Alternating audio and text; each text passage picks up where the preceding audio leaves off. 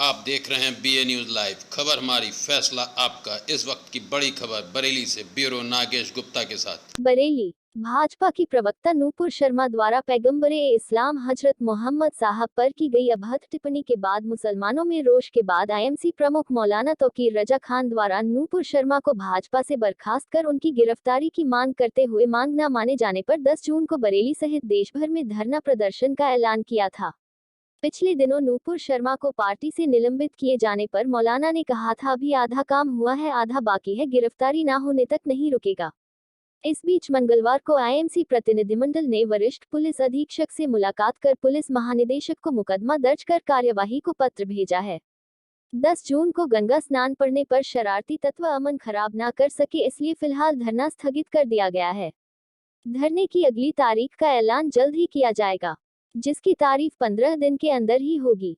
पत्रकारों से मुखातिब होते हुए मौलाना ने कहा, धरना स्थगित किया गया है, रद्द नहीं किया गया है। धरने की नई तारीख का ऐलान जल्द किया जाएगा। उसके साथ ही मौलाना ने कहा, कानपुर में जो कुछ किया जा रहा है मुसलमानों में पैदा करने को किया जा रहा है, जिसे बर्दाश्त नहीं किया जाएगा, ना ही मुसलमान जुल्म से डरेगा। मैं जल्दी कानपुर जाकर पीड़ितों से मुलाकात करूंगा। इसके साथ ही पुलिस महानिदेशक से मुलाकात कर एक तरफा कार्रवाई पर बात की जाएगी। प्रेस वार्ता में डॉक्टर नफीस खान, नदीम खान, मुनीर इदरीसी, मौलाना एहसानुल हक, मौलाना जीशान मकदूमी, मुजाहिद हुसैन आदि मौजूद थे। कौन लोग हैं मैं नहीं जानता, और कि कई जजेस को मैंने सुना है धमकी भरे खत मिले हैं। मैंने सुना है नूपुर को भी कुछ धमकी मिली है। मैंने तो खुद नूपुर के लिए मांग की है कि उसकी सुरक्षा की जाए, क्योंकि ये RSS वाले, भारतीय जनता पार्टी वाले बहुत गहरी साजिशें रचते हैं। ये खुद ही नूपुर को मार के और ये इल्जाम लगा सकते हैं कि मुसलमान आतंकवादियों ने मार डाला। इसलिए हम ये चाहते हैं कि उसकी कड़ी सुरक्षा की जानी चाहिए, और जेल से अच्छी सुरक्षा कहीं नहीं हो सकती। अगर उसकी जान बचाना चाहते हो, वाकई उसकी सुरक्षा करना चाहते हो, तो उसके कितनी कंपनी फोर्स लगा दो, जेल से अच्छी सुरक्षा कहीं नहीं मिल सकती। उसे जेल में भेज देना चाहिए। मौलाना साहब, एक सवाल ये भी है भाई देखिए, एक तो मुझे ये महसूस होता है कि इन्हें खामोश शांत हो जाइए। एक तो मुझे ये महसूस होता है कि जुमे की जो पवित्रता है वो भंग हो रही है कहीं ना कहीं। हम एहतजाज करने निकलते हैं तो हम चाहते हैं कि हमारे साथ भीड़ होनी चाहिए, और भीड़ वो हमें जुमे के दिन आसानी से मिल जाती है। तो अगर लोगों में गम और गुस्सा है, नाराजगी है, तो जुमे के अलावा हमें एहतजाज करना चाहिए। जुमे की जो पवित्रता है, जो अहमियत है, उस अहमियत की में कमी नहीं आनी चाहिए। जुमे की पवित्रता भंग नहीं होनी चाहिए। तो मैंने इरादा ये किया है कि कोशिश ये करूंगा और अपील भी तमाम लोगों से ये करूंगा कि जुमे का दिन इबादत के लिए छोड़ दीजिए। अगर आपको किसी चीज़ के खिलाफ एहतजाज करना है तो अपना ज़रूरी टाइम निकालिए, अपने देश के लिए, अपने समाज के लिए आपकी जिम्मेदारी है। टाइम निकाल कर आइए, और जुमे के अलावा किसी दिन अगर जमा होंगे उसकी ज़्यादा अहमियत होगी। तो पुलिस के दिल में भी जुमे को लेकर खौफ रहता है कि जुमे को बहुत भीड़ होगी। जुमे को भीड़ बिल्कुल अमन पसंद लोगों की होती है, वो किसी किस्म का दंगा और फसाद नहीं चाहते हैं। तो जुमे का इस्तेमाल हमने अपनी आसानी के लिए, मैं अपनी गलती इसमें तस्लीम करता हूँ कि जुमे का दिन हम लोगों ने अपनी आसानी के लिए कि उस दिन भीड़ जमा होती ही है, तो हमारा इरादा है कि ये जुमे का जो है ये दिन न रख के हम कोई और दिन रखेंगे, और लोगों को अपनी नाराजगी का इजहार करने के लिए जुमे के अलावा अगर निकल के आते हैं तो ये समझा जाएगा कि वो जुमे के लिए नहीं आए हैं, बल्कि खास इस मुद्दे के लिए आए हैं। तो किसान, एक सवाल ये भी है, का दबाव है आप पे, या इस वजह से आपने इस धरने को, प्रदर्शन को टाल दिया, क्योंकि आप कह रहे हैं 2-2.5 लाख लोग आने को थे? नहीं, देखिए, हमारी ताकत हमारे लोग हैं, और पुलिस का दबाव या निषेधाज्ञा, इन चीज़ों हमने हमेशा 144 हमारे प्रोग्राम से पहले हमेशा लगाई है, फ्लैग मार्च किया है, हमने प्रोग्राम किया है और करेंगे। करेंगे ही। अगर इस दिन ये गंगा स्नान वाला मामला ना होता तो इसी दिन हमारा प्रोग्राम होता, लेकिन हम अपने हिंदू भाइयों को, हिंदू समाज को भी एक मैसेज देना चाहते हैं कि हम आपकी गिव एंड टेक का ज़माना है, आप हमें इज्जत दोगे तो इज्जत पाओगे। हम आपके धार्मिक आस्थाओं का शक्ति प्रदर्शन नहीं, हम अपने गम और गुस्से का इजहार करना चाहते हैं। हमें तकलीफ इस बात की है कि जैसे नुपुर शर्मा ने एक बात कही कि मुझे गुस्सा आ गया था और महादेव का अपमान किया जा रहा था।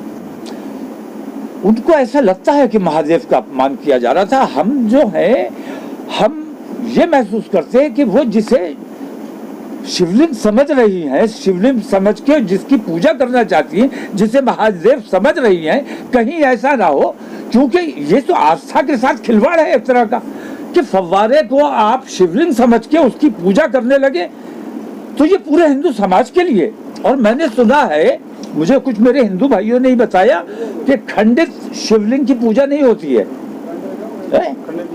खंडित मूर्ति या शिवलिंग उसकी पूजा नहीं की जाती है। तो वो अव्वल तो वो शिवलिंग है नहीं, दूसरी ये कि हम हिंदू भाइयों से ये नहीं चाहते कि वो शिवलिंग समझ के किसी फव्वारे की या किसी और चीज की पूजा करने लगे।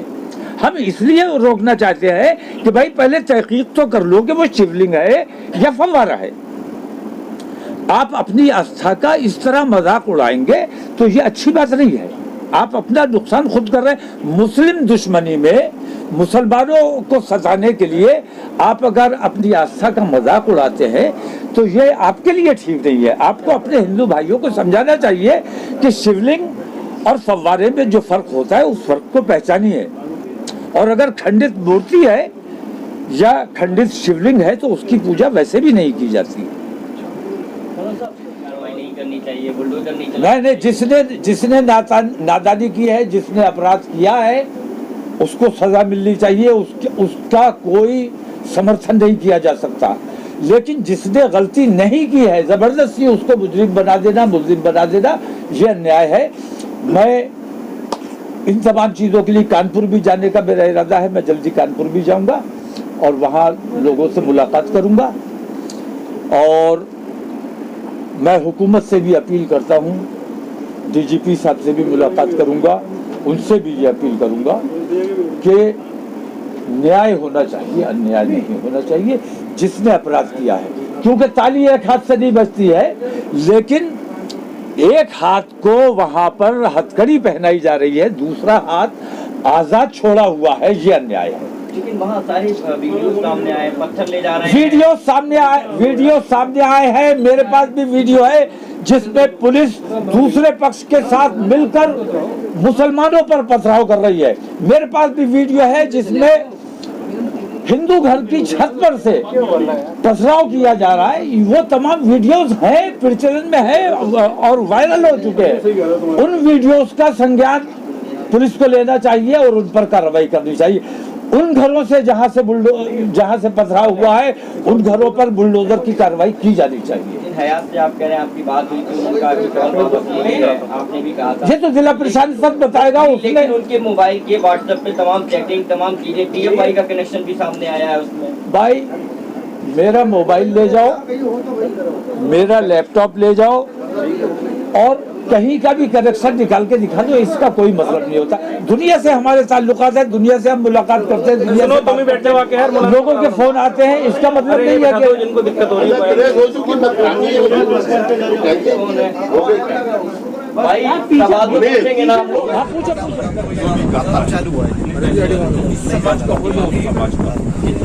हिंदुस्तानियों को हिंदुस्तानियों से ताल्लुक करने की कोई गुंजाइश नहीं है। सारे हिंदुस्तानी आपस में भाई हैं और एक दूसरे से अगर इस तरह का ताल्लुक करते हैं तो इससे ज्यादा बड़ा जुर्म, बड़ा अपराध नहीं हो सकता। हम एकता सद्भावना की बात करते हैं और एकता का ही संदेश देने के लिए आज हमने ये फैसला लिया है कि 10 तारीख का जो प्रदर्शन है, तो 10 तारीख को गंगा स्नान है। उस दिन औरतें और छोटे छोटे बच्चे भी निकल के आते हैं, तो हमारे भी भीड़ निकलेगी, तो कहीं किसी किस्म की ऊंच नीच ना हो, कोई टकराव ना हो जाए।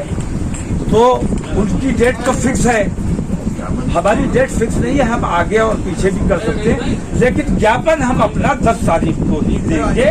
और हमने ये फैसला किया है कि फिलहाल ज्ञापन सिर्फ 4 लोग जाकर देंगे।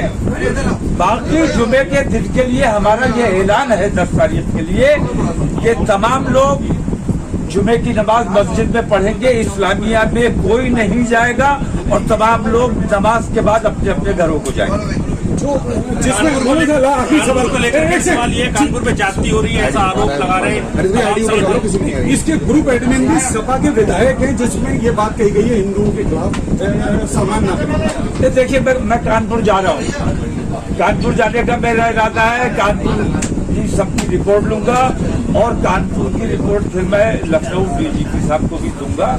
और मुझे यकीन है कि कानपुर में जो कुछ भी हुआ है, ताली एक हाथ से नहीं बजती है। अब एक हाथ को आप हथकड़ी पहना दो, दूसरे हाथ को आजाद रखो, ये अन्याय है। दोनों ने झगड़ा किया है तो दोनों को सजा मिलनी चाहिए। दोषियों के घर बुलडोजर चलेगा, चलना चाहिए, लेकिन बुलडोजर नहीं चलना चाहिए। दोषियों को सजा मिलनी चाहिए। घर ने क्या खता की है? खता घर ने नहीं की, खता मैंने की है। घर पे बुलडोजर चलाने का क्या? घर देश की संपत्ति है, घर देश की संपत्ति है।